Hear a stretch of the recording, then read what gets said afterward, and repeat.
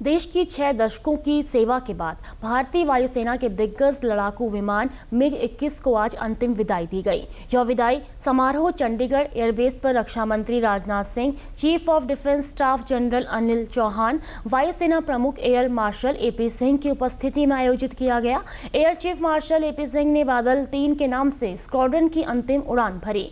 इस मौके पर उन्होंने 1971 के भारत पाकिस्तान युद्ध में MiG-21 की भूमिका की सराहना करते हुए कहा कि ऐसे कई अवसर आए हैं जब MiG-21 ने अपनी निर्णायक क्षमता साबित की है। उन्होंने कहा कि अपने लंबे परिचालन जीवन के दौरान MiG-21 ने हर तरह की भूमिका निभाई है। देखिए MiG-21 के शानदार सफर पर DD न्यूज की एक खास रिपोर्ट।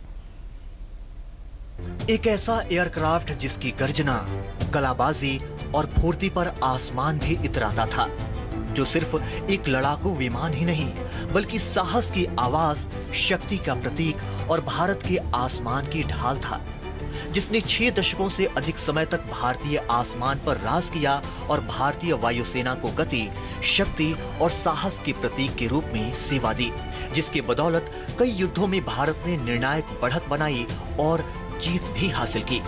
वो एयरक्राफ्ट कोई और नहीं बल्कि MiG-21 फाइटर एयरक्राफ्ट था। अपने समय के सबसे उन्नत फाइटर जेट और ध्वनि की गति से 2 गुनी रफ्तार से उड़ने वाला MiG-21 ने 1965, 1971 के भारत पाकिस्तान युद्ध से लेकर कारगिल युद्ध और बालाकोट एयर स्ट्राइक तक में बेहद अहम भूमिका निभाई। कौन भूल सकता है उस पल को जब विंग कमांडर अभिनंदन वर्धमान ने बालाकोट स्ट्राइक के बाद इसी MiG-21 बाइसन से पाकिस्तान के घमंड को चकनाचूर करते हुए उसके F-16 फाइटर विमान को मार गिराया था। MiG-21 के भारतीय वायुसेना में शामिल करने की कहानी भी काफी दिलचस्प है। दरअसल वो 1963 का साल था। इससे पहले 1962 में भारत को चीन से हार का सामना करना पड़ा था। भारतीय वायुसेना तब तक अपने पुराने जमाने के विमानों का ही इस्तेमाल कर रही थी, जबकि पाकिस्तान पहले से ही उन्नत F-86 सेबर विमान उड़ा रहा था और उसे जल्द ही अमेरिका से F-104 स्टार फाइटर मिलने वाले थे। ऐसे में भारत को अपनी वायु सीमा की सुरक्षा के साथ ही वायुसेना के आधुनिकीकरण की सख्त जरूरत थी। उसी समय तत्कालीन सोवियत संघ ने तब के सबसे उन्नत और दुनिया के बेहतरीन एडवांस इंटरसेप्टर एयरक्राफ्ट MiG-21 देने की पेशकश की। सोवियत संघ के इस सिंगल इंजन वाले सिंगल सीटर फाइटर जेट की गति ध्वनि की गति से भी 2 गुनी थी। उसने तकनीक हस्तांतरण और स्थानीय उत्पादन का अधिकार भी भारत को दे दिया।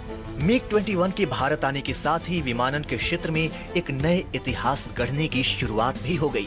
एक नए स्क्वाड्रन का गठन किया गया, जिसे पहला सुपरसोनिक उपनाम दिया गया था और भविष्य में भारतीय वायुसेना की रीढ़ बनने वाले इस सुपरसोनिक फाइटर जेट का पहला जत्था अप्रैल 1963 में चंडीगढ़ एयरबेस पहुंचा, जिन्हें सोवियत इंजीनियरों द्वारा अलग अलग किटों से जोड़कर बंबई से आगरा होते हुए चंडीगढ़ लाया गया था।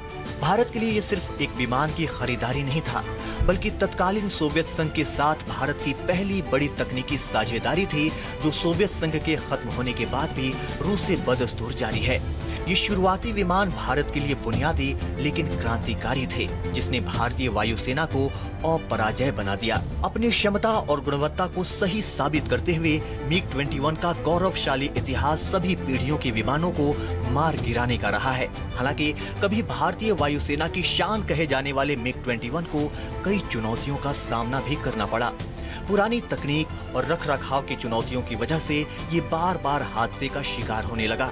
वहीं आधुनिक तकनीकों से लैस नई पीढ़ी के लड़ाकू विमानों के आने के बाद कभी आसमान का सितारा होने वाले इस फाइटर जेट को अब रिटायर होना पड़ रहा है। MiG-21 के रिटायर होने के साथ ही एक युग का अंत हो रहा है। 1963 में जब MiG-21 भारतीय वायुसेना के जंगी बेड़े में शामिल हुआ तो उसका पहला ठिकाना बना 12 विंग एयरबेस चंडीगढ़। यहीं से इसकी पहली स्क्वाड्रन बनी और यहीं से इसकी शौर्य की कहानियां शुरू हुई और 26 सितंबर को इसी चंडीगढ़ से ये आखिरी बार उड़ान भरेगा।